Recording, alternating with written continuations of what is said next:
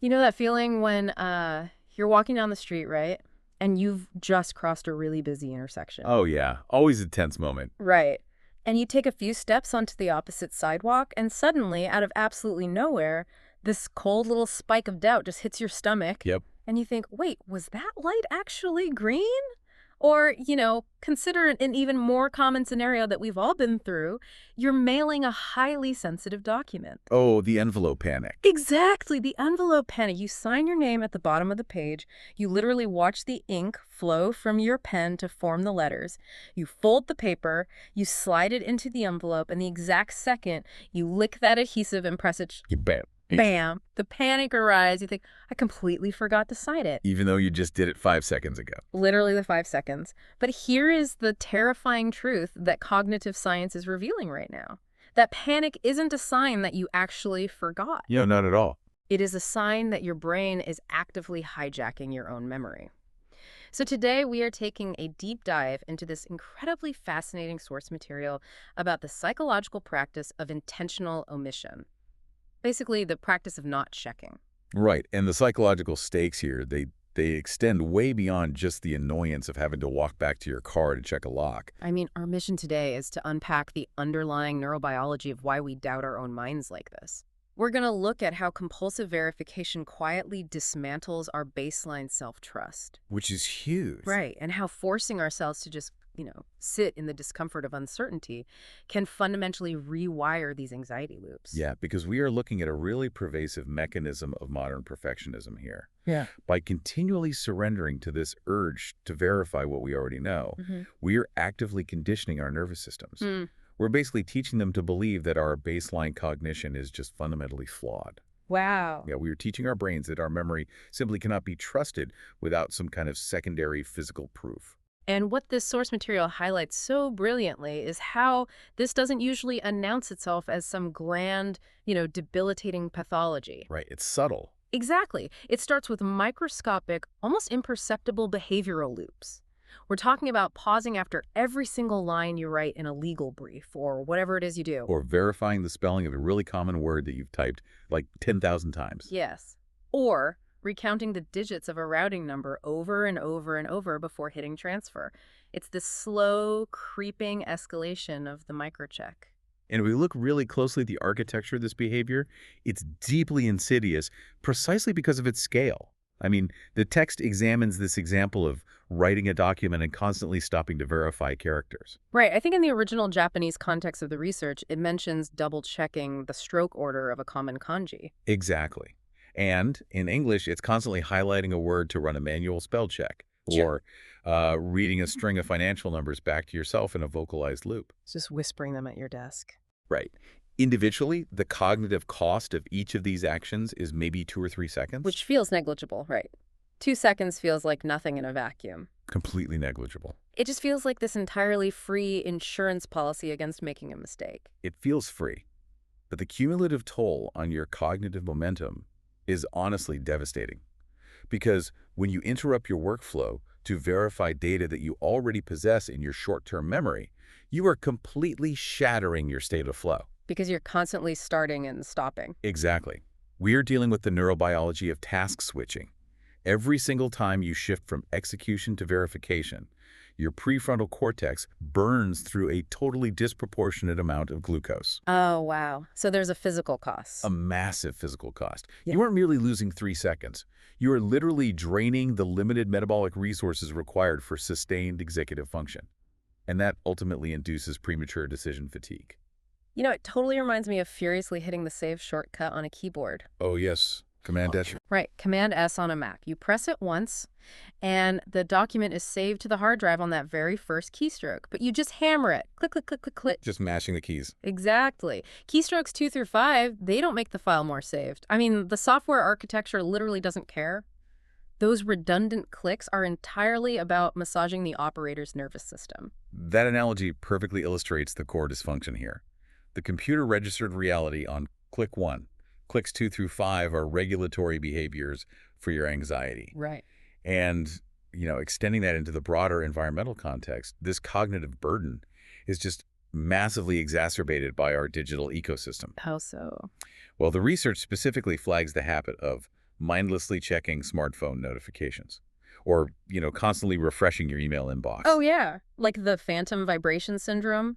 Or just that Mm. behavioral loop where you unlock the screen, swipe left, swipe right, and then lock it again. Without absorbing a single piece of information. Not one thing. You just did it to do it. Well, the psychological architecture behind mindlessly refreshing an inbox is completely identical to the analog habit of walking back up your driveway to check the front door. Wait, really? It's the exact same mechanism. The exact same. Both of them stem from a sudden spike of internal autonomic arousal. It's this sudden feeling of discomfort or a sense of potential missing information, and that is immediately followed by a compulsive physical action meant to neutralize that arousal. But the text outlines a massive neurological part here, right? Because the act of checking doesn't actually resolve the underlying anxiety. No, it makes it worse. Right. It actively downregulates your tolerance for uncertainty. It creates this strict dependency model. The more you check, the more that feeling of, I must check this or I am in physical danger, it just metastasizes. That is the tragic irony of the entire checking loop. You engage in the verification behavior to purchase security, but the security you buy is incredibly fragile. It's basically a scam. It is. It dissipates the moment a new variable is introduced. And because your brain has reinforced the neural pathway that links checking with survival, you get locked into this escalating loop. Where the baseline anxiety actually increases over time. Exactly. So you're basically building up a chemical tolerance to your own reassurance. Like, one check used to effectively lower your heart rate, but a year later, you need 3 checks just to walk away from the stove. Yep, you need a higher dose of the checking behavior to get the same relief. So let me play devil's advocate here for the listener. How does the clinical framework differentiate this from just basic professional rigor? That's a really important distinction. Because I'm thinking, if I'm a structural engineer analyzing load-bearing math for a bridge, or an anesthesiologist calculating a dosage for a surgery, checking my work isn't an anxiety loop. It's a professional and ethical mandate. I'd be fired if I didn't check. Of course. And the boundary line is defined by the function of the behavior, not the behavior itself. Okay, unpack that for me. So a deliberate systematic review of critical data is caution. It utilizes the prefrontal cortex for rational analysis. You are looking at the math to ensure the map is right. Okay. The boundary is crossed. The moment caution morphs from a practical tool for ensuring objective accuracy into a psychological compulsion utilized solely for regulating your subjective emotional distress. Oh, I see. So the first check is to verify the structural integrity of the bridge. The third, fourth, and fifth checks are frantic attempts to soothe your own sympathetic nervous system. Wow. So the first check is for the math. The third check is for the amygdala. To put it in neurobiological terms, yes, absolutely. And when we examine the brain's reward circuitry here, specifically the basal ganglia and the role of dopamine, we can see exactly how this habit becomes fiercely hardwired. Because of the dopamine hit. Right. And we often think of dopamine just as a pleasure chemical, like eating chocolate or whatever. Yeah. But it's highly active in negative reinforcement, too. Meaning the relief of distress. Exactly.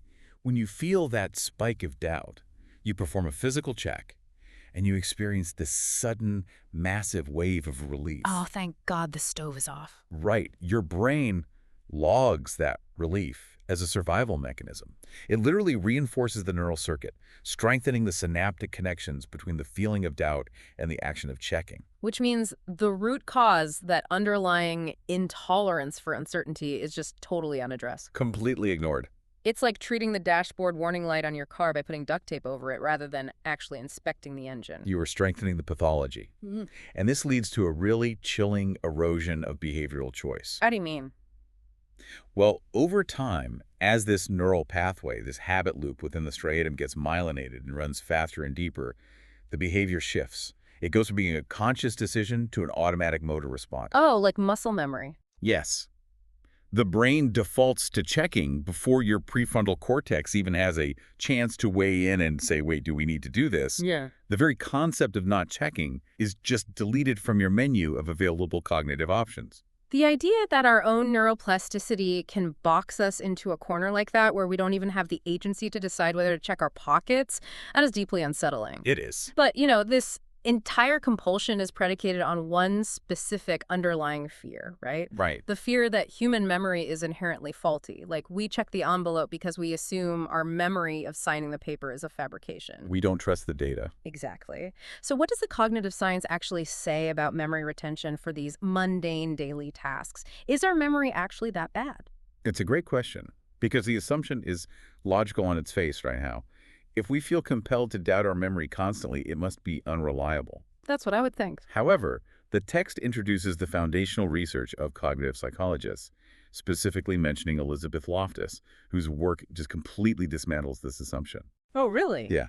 Decades of cognitive science demonstrate that the human brain operates as a highly absorbent, remarkably accurate, subconscious sponge. A subconscious sponge. I like that. We are constantly encoding massive amounts of incidental data that we barely even grant conscious attention to. Yeah, the source material actually provides some pretty fascinating examples of this implicit memory. The convenience store example is great. Yes. So, for you listening, imagine you walk into a convenience store specifically to buy coffee. Your selective attention is entirely on the coffee aisle.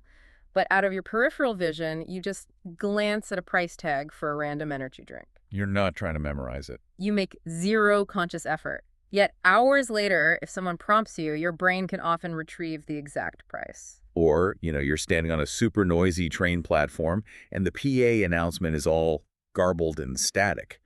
But your auditory cortex still caught the station name and filed it away perfectly. It's wild how the brain does that.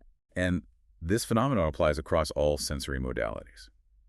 The hippocampus is just constantly indexing information without requiring your explicit executive command to do it. Yeah, have you ever had a completely random advertising jingle from like a local commercial you haven't seen in 15 years suddenly pop into your head with perfect lyrical accuracy? All the time. Or maybe a stranger's passing, mumbled comment on the street just replays in your mind 3 days later. Constantly. I mean, I can recall the exact layout of my childhood video rental store from 25 years ago. Right. But then I find myself doubting whether I unplugged the iron literally 5 minutes ago. It's a bizarre paradox. It is the paradox, but it points directly to the true culprit here. Because the core revelation from the text is that the dysfunction is almost never regarding the actual accuracy of our memory encoding. It's not the file itself. No, the dysfunction lies entirely in our metacognition, Which means? our attitude, and our relationship toward our own memory retrieval. Okay, so it's an issue of the internal reporting system. Exactly. Like, the data file on the hard drive is perfectly intact, but the brain's internal operating system is throwing a false corrupted file error message. That is an incredibly precise way to visualize it. The internal megaphone of doubt is turned up so loud that it drowns out the quiet, factual reality of the memory itself. It just shouts over the truth. Right. The intrusive thought of, I might be wrong, rings with such intense emotional salience that it overrides the cognitive fact of, I literally remember doing this. Wow. It is an emotional override of a cognitive reality. And the text connects this specific phenomenon to people who struggle with what it translates as living with difficulty, Yes. which is this overarching sense of life being perpetually overwhelming. And that's deeply intertwined with clinical perfectionism. It seems like those individuals have this skewed internal megaphone permanently locked at maximum volume. Well, because perfectionism is fundamentally an intolerance for uncertainty. That's a great way to put it. It demands absolute binary certainty in a world that is governed by probability. If your baseline requirement for psychological safety is a literal 0% chance of error, then even a 0.01% statistical chance of a mistake registers to the nervous system as a mortal threat. It feels like life or death. It physically feels that way. Yeah. So the brain will compel you to execute checking behaviors endlessly just to attempt to eliminate that microscopic theoretical fraction of a doubt. But if our baseline memory encoding is actually highly reliable, right, and this doubt is just an emotional override, where does that specific piercing fear even originate?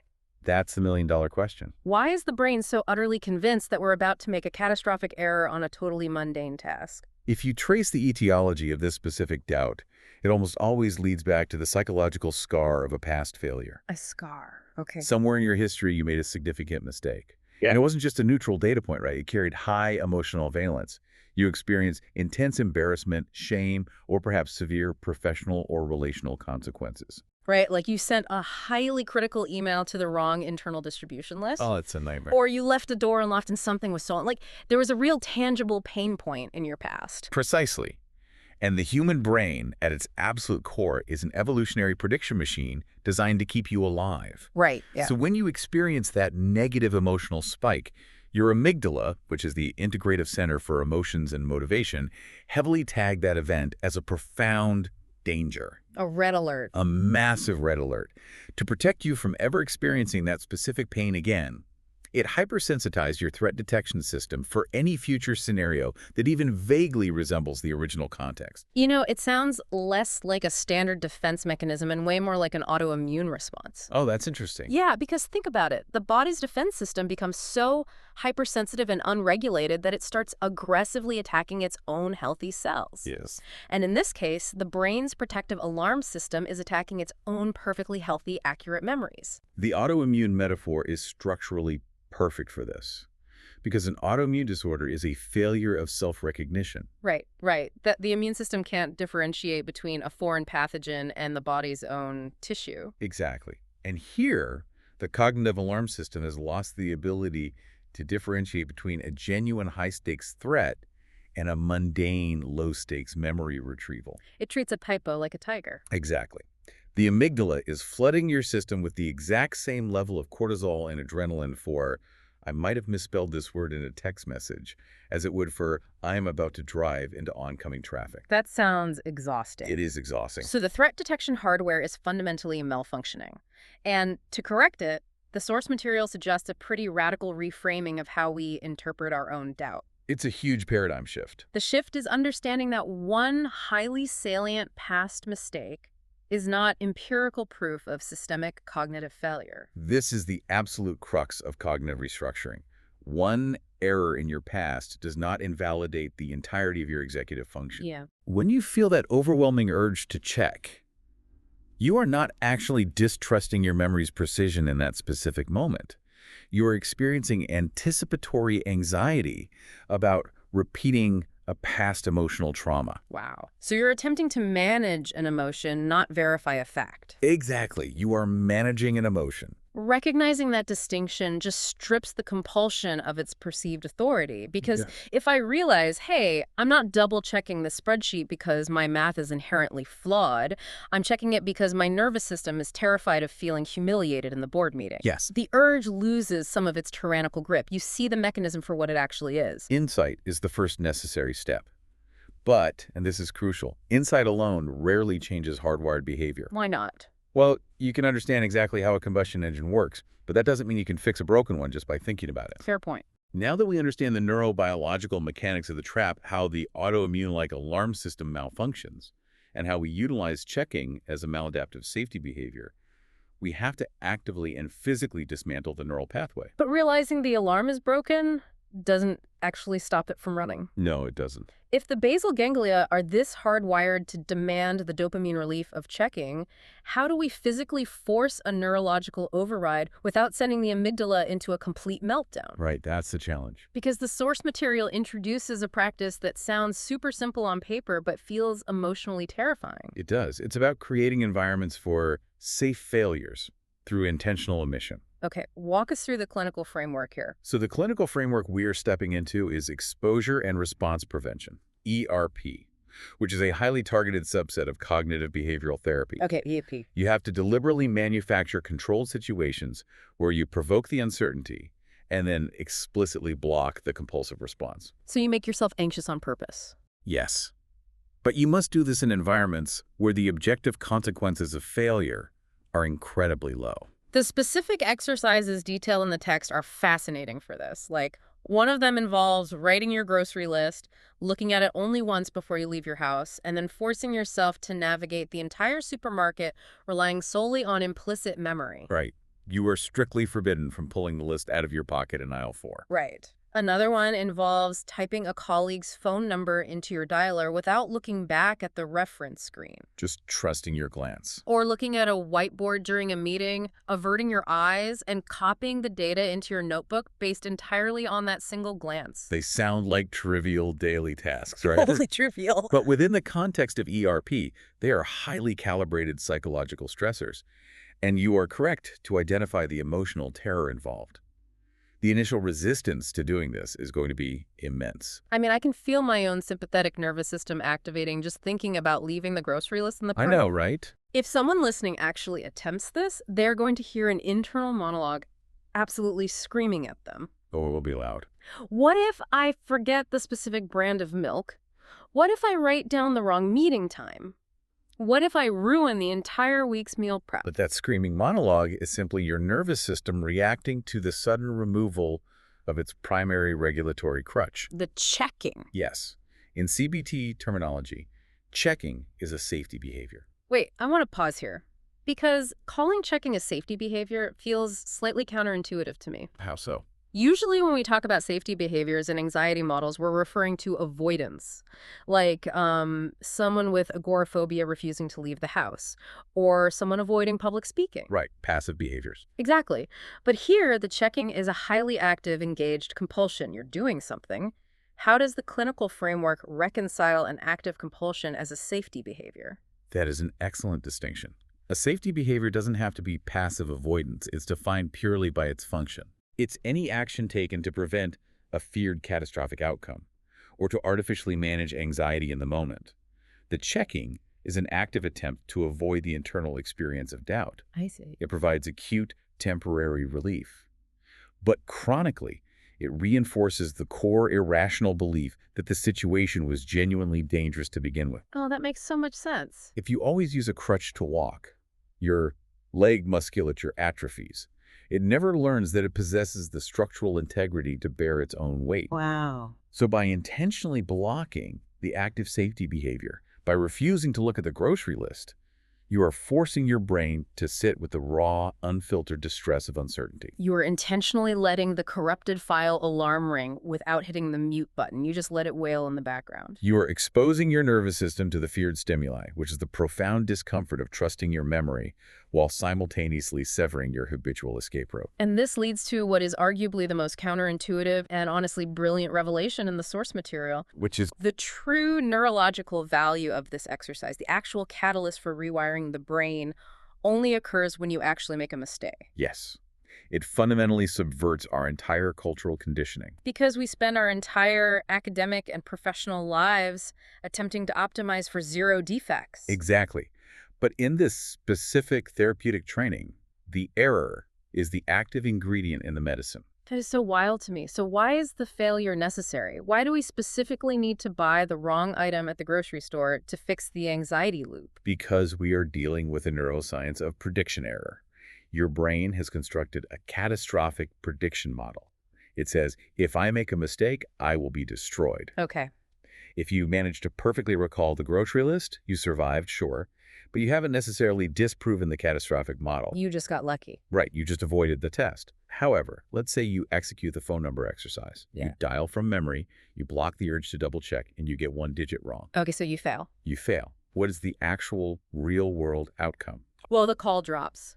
Or a stranger picks up and you awkwardly apologize and hang up. Precisely. And does your life unravel?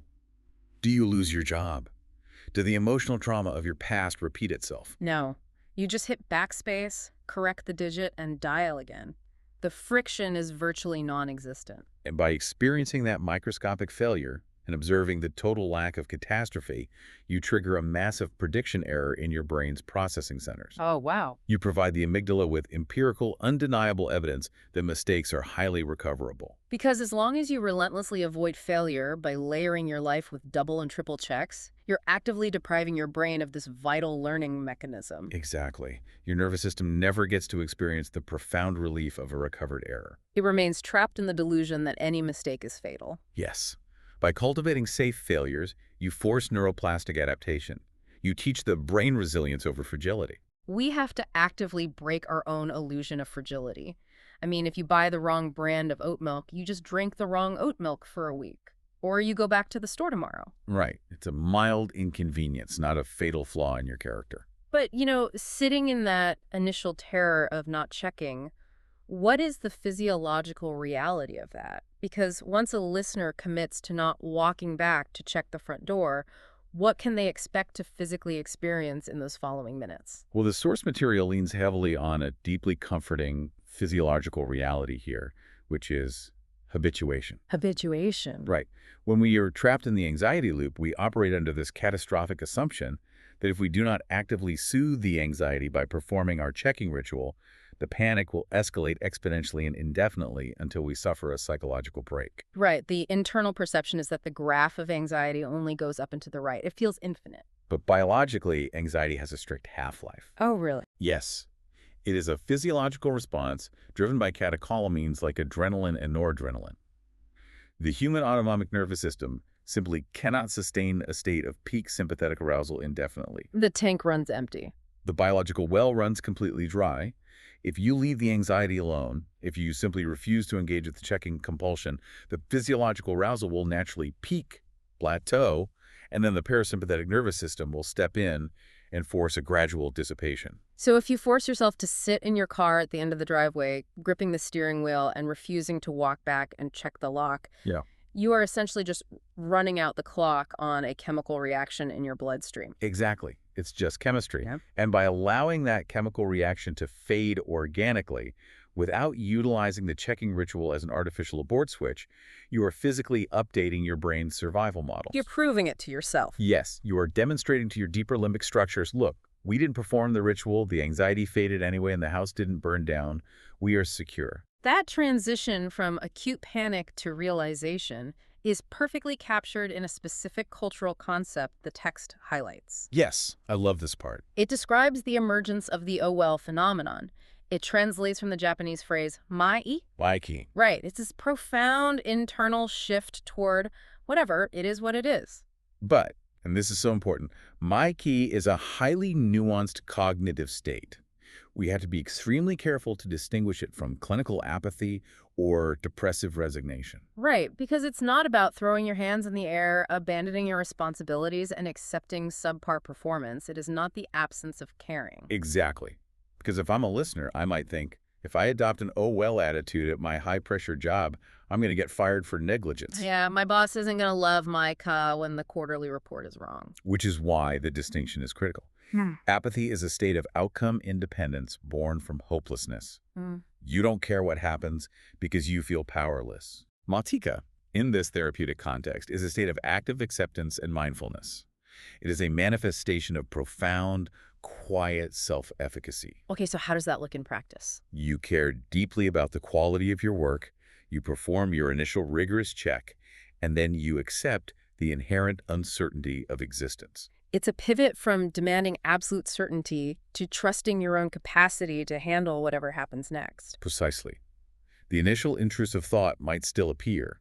Your brain might still fire off the signal, did I lock the door or did I misspell that client's name? Right. But you realize you are no longer a hostage to the signal. You do not have to obey the motor impulse to verify. You can just observe it. Yes, you observe the thought. You apply my pika, basically saying, oh, well, I perform my standard check. I am reasonably confident.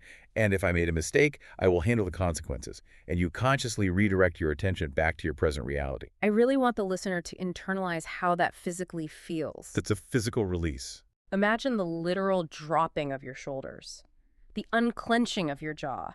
Imagine the sudden, massive reclamation of cognitive bandwidth that you normally burn every single day, looping back over decisions and actions you've already finalized. It's exhausting. It is. It is the sensation of untethering yourself from a massive anchor of constant verification. It makes daily life incredibly lighter. The metabolic energy you reclaim is just immense. But, the psychological dividends don't just stay compartmentalized within your own mind. No, they don't. As we build this quiet internal self-reliance, it inevitably begins to radically transform our external world, specifically the architecture of our interpersonal relationships. This was the dimension of the source material that genuinely blew my mind, the ripple effect. It's fascinating. Because if you fundamentally lack baseline self-trust, it inevitably bleeds outward into your perception of everyone around you.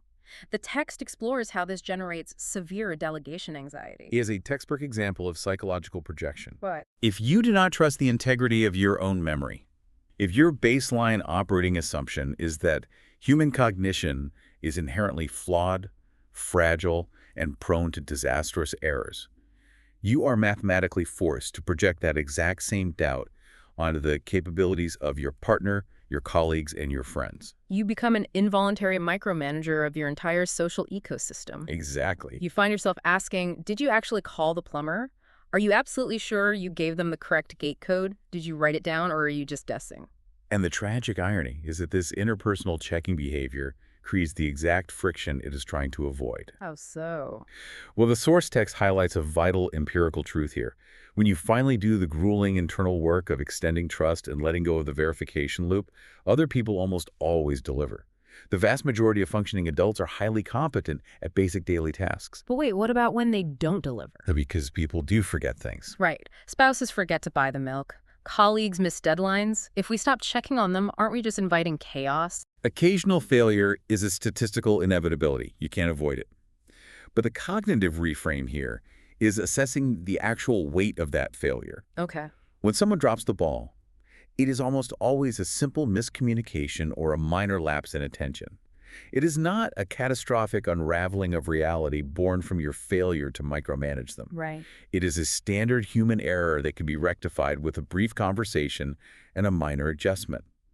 But when you are trapped in the projection of your own checking loop, you treat their minor errors as proof that your anxiety was justified all along. And that creates a perpetual state of relational tension. It's exhausting for everyone. The text specifically calls out the painful habit of endlessly rehashing conversations or promises to seek interpersonal reassurance. Oh, this is a big one.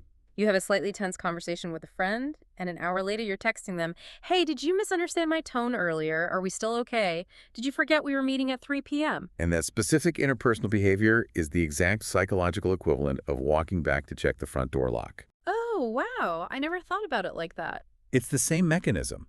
You are checking the status of the relationship to artificially soothe your own internal autonomic arousal. But executing this behavior repeatedly introduces a profound micro-tension into the dynamic. It does. It's subtly but consistently communicates to the other person, I do not trust your capacity to understand me, or I do not trust the integrity of your word. Which is incredibly exhausting for the recipient. Very. And it slowly erodes the foundation of the relationship over time. So the ultimate relational practice here, the external application of not checking, is adopting the strict boundary that once a piece of information is communicated, it is officially received. You force yourself to accept it once. Right. You send the text confirming the 3 p.m. meeting. They reply, got it.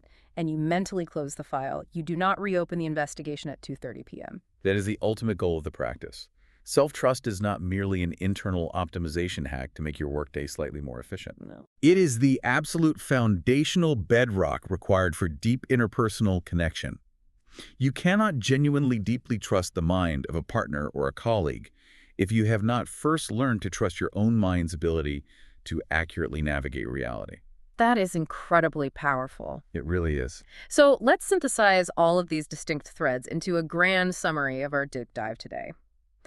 What the cognitive science and the psychological frameworks reveal is that self-trust is not some inherent genetic trait. No, it's not. It's not something you are magically born with or doomed to live without.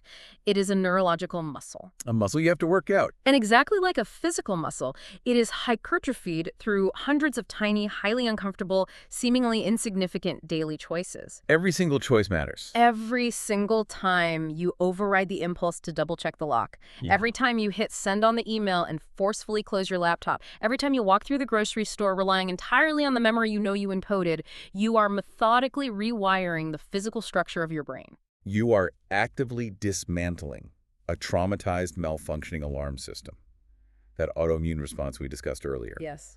And you are systematically replacing it with quiet, resilient self-efficacy.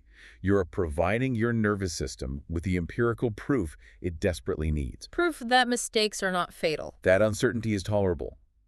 and that your baseline cognitive function is infinitely more capable than your anxiety has conditioned you to believe. But I want to leave you, the listener, with one final highly provocative thought that kind of extrapolates on this entire concept of the malfunctioning alarm system. This is a really important angle. Because it's crucial to recognize that we are not simply fighting our own internal biology and past traumas here. We are actively fighting the architectural design of the modern world. And textualizing this within our current technological ecosystem is vital. We currently exist in an era where our digital infrastructure allows us to instantly verify almost every variable in our lives. We can track the exact GPS coordinates of our partner's vehicles. Right. We can immediately Google any passing thought to ensure we are factually omniscient. We rely on read receipts and typing bubbles on messaging apps to verify exactly when and how we're being perceived by others in real time. Which raises a really terrifying question. Is it possible that our modern environment of instant, frictionless verification is artificially starving us of the very friction required to practice self-trust? If you can verify everything instantly through a glowing rectangle in your pocket, you never actually have to sit with the physical discomfort of uncertainty. Never. By externalizing our memory to servers and making every aspect of our lives instantly trackable and searchable, are we essentially engineering our own neurobiology to be perpetually anxious? It is a profound and highly disruptive question for modern society. Because if the clinical cure for this pervasive anxiety is exposure and response prevention, the intentional subjection to uncertainty and the safe failures we discussed, then a technological world meticulously designed to eliminate all uncertainty is a world that actively prevents us from healing. The very technology that promises to optimize our lives and make us feel completely secure might, in fact, be the primary mechanism eroding our internal capacity to generate our own security. It is the ultimate, inescapable crutch. So the next time you feel that familiar spike of doubt, the next time you seal that envelope and feel that sudden burning panic demanding that you tear it open to verify your own signature, consider what you might actually be sacrificing if you give in. Consider what you lose by checking. Consider the profound neurological peace you might begin to build by simply doing nothing at all and letting it be.